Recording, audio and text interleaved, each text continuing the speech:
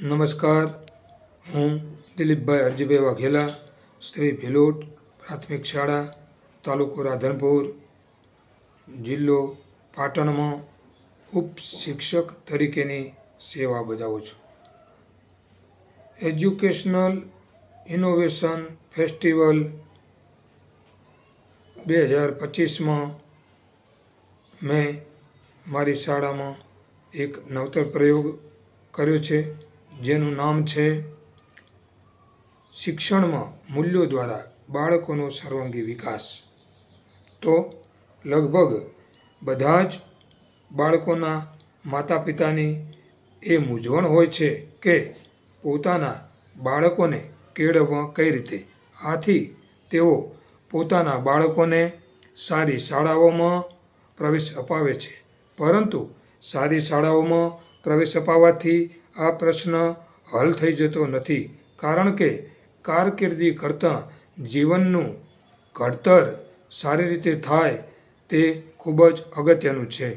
બાળક અમીરનું હોય કે ગરીબનું હોય, શહેરનું હોય કે ગામડાનું હોય કે પછી વિદેશનું કેમ ન હોય, પરંતુ જો તેનામાં શિક્ષણની સાથે સાથે જીવન શિક્ષણના મૂલ્યોનો જો વિકાસ ન થાય તો તેની કોઈ મહત્વતા કે તેની કોઈ કિંમત રહેતી નથી. આથી હું અહીંયા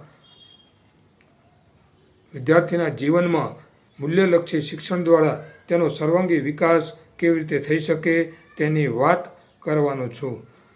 જેમ્સ એન્જલ નામના ચિંતકે કહ્યું છે કે બાળકને રોટલો કેમ રળવો તેના કરતાં દરેક કોળિયો વધુ મીઠો કેમ બનાવવો તે શીખવે તે જ સાચી કેળવણી. બાળક ઈશ્વરનું વરદાન છે કે બાળક ઈશ્વરનું શ્રેષ્ઠ સર્જન છે, એ વાત તો સાચી છે, પરંતુ જો આગળ જતાં બાળકનું જીવન સર્વોત્તમ બને તો જ તેનો હેતુ સાર્થક થાય છે.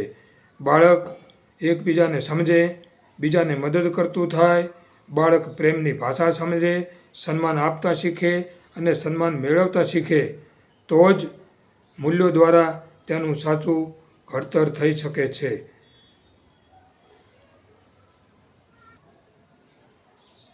માણસ માત્રનો આદર કરવાની સમજણ જો બાળકનામાં કેળવા છે તો તે કદી ક્રૂર નહીં બને. તે ગમે તેટલો મોટો માણસ બની જશે, પરંતુ તેનામાં અન્યોન્ય આદરની ભાવના, સન્માન અને પ્રેમની ભાવના તેના હૃદયમાં હંમેશા રહેશે તો જ તે જીવનના દરેક ક્ષેત્રમાં સફળતા મેળવશે. તો મૂલ્ય આધારિત શિક્ષણની જરૂરિયાત શા માટે? મૂલ્ય આધારિત શિક્ષણ એ પદ્ધતિ છે જે શિક્ષણમાં માનવ મૂલ્યોનો સમાવેશ કરે છે. તે બાળકનામાં ઈમાનદારી, સહકારની ભાવના, જવાબદારી અને આદર જેવા મૂલ્યો દ્વારા બાળકને શ્રેષ્ઠ માનવ બનવામાં મદદરૂપ બને છે. તો મૂલ્ય શિક્ષણના ફાયદા હવે ટૂંકમાં હું તમને જણાવીશ. બાળકોમાં નૈતિક મૂલ્યોનો વિકાસ થાય છે. તેમનામાં નમ્રતા, સાહસ, વિશ્વાસ જેવા ગુણોનો વિદ્યાર્થી જીવનથી જ વિકાસ થાય છે.